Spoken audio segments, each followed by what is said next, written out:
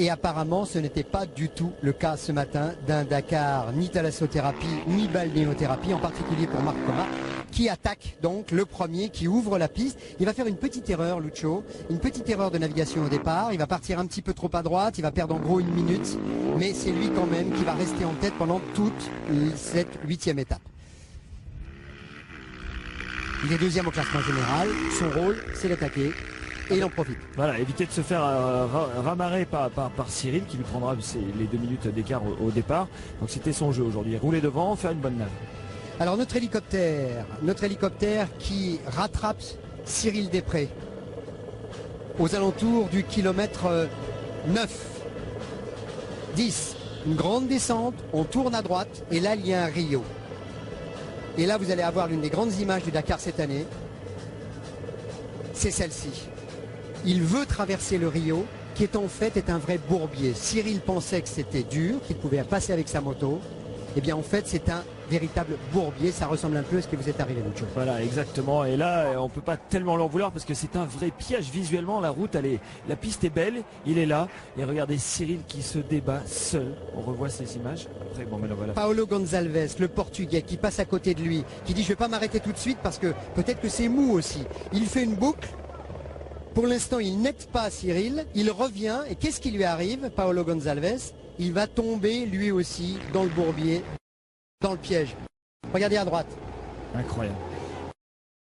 Donc, alors là, c'est la panique générale.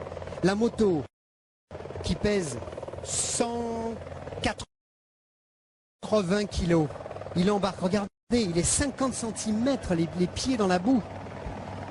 Ah, le calvaire. Vous savez ce qui se passe dans la tête en ce moment? Les minutes passent. On sait qu'on peut-être on perd un Dakar. On se bat ici. Cyril épuisé avec l'énergie qu'il laisse, le désespoir qu'il met pour remettre sa moto. Gonçalves qui essaie de venir l'aider mais qui demande lui aussi de l'aide, qui maintenant est planté. Les autres pilotes qui ont leur course à faire et ils ne sont pas de la même équipe continuent leur route. C'est le jeu. Et regardez, c'est terrible. À deux, l'énergie qu'il faut pour sortir d'abord la moto d'ici, une moto qui prendra 20 kg de plus avec cette boue, renettoyer les instruments pour Cyril, se calmer, essayer de se réhydrater et voilà, après il faut repartir. Mais Paolo qui se retrouve derrière et qui redemande encore de l'aide un petit peu partout pendant que Cyril Després lui repart. Alors Paolo il est là-bas, il se dit mais aidez-moi, merci. Mais alors Cyril s'en va aussi évidemment parce que chaque seconde compte. Il est premier au classement général pour l'instant, Cyril Després. Pas Paul et Ole Valsetter, le Norvégien, lui aussi piégé par la boue. Un vrai piège.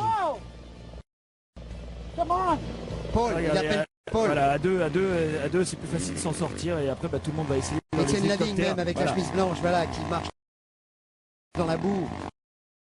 Et qui va aider un peu ces malheureux qui se sont fait piéger par ce Rio plein de boue. Voilà, et Ole Valsetter qui repart et qui remercie tout le monde. C'est le premier très grand coup de théâtre dans la course moto. Il était 8 h ce matin, au bout de 10 minutes de course, donc, Cyril Després, piégé dans ce bourbier. Il va perdre plus de 15 minutes. Et puis après, là, on est au contrôle de passage. Explication de Paulo Gonçalves qui parle avec Ole Valsetter à gauche.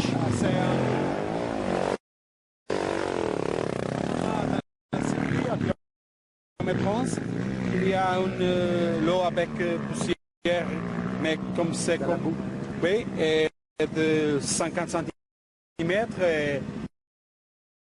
Després là, je suis là et Rodriguez est là, Ole Valsetter est là, beaucoup de pilotes restent là. Et je pense que c'est le premier dangereux, très très dangereux parce que la moto reste là et nous sort. Et après pour faire sortir la moto, c'est difficile, mais bon, je ne sais pas. Vous le savez bien, Lucho, lorsqu'il y a une trace, on a tendance à suivre cette trace. Et c'est exactement ce qui s'est passé. Cyril Després, qui était juste derrière Thomas, faisait une trace. Paulo Gonçalves suit la trace, il se fait piéger. Ole Valsetter